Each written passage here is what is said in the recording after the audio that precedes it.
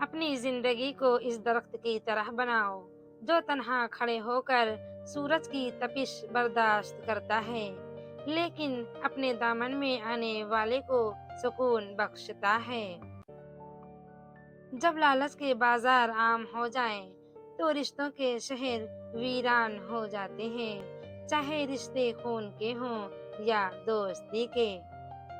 جو برا کہے چپ ہو جاؤ، جو ستائے صبر کرو، اللہ کی قسم ایسی طاقت بنو گے کہ پہاڑ بھی راستہ دیں گے۔ لوگوں سے ڈرنا چھوڑ دو کیونکہ رزق اور عزت کسی کے ہاتھ میں نہیں، اللہ جسے چاہے بے حساب دیتا ہے۔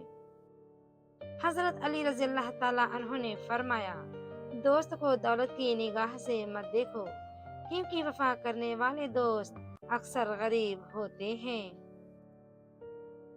دنیا میں خوبصورت دل تلاش کرو، چہرے نہیں، کیونکہ خوبصورت چہرے تو بہت ہیں لیکن خوبصورت دل بہت کم۔ دو اعمال ایسے ہیں جن کا ثواب کبھی تولا نہیں جا سکتا، معاف کرنا اور انصاف کرنا۔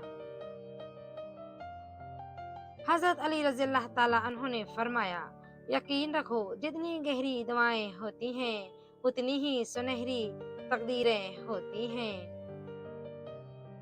دل کا روزہ زبان کے روزے سے اور زبان کا روزہ پیٹ کے روزے سے بہتر ہے۔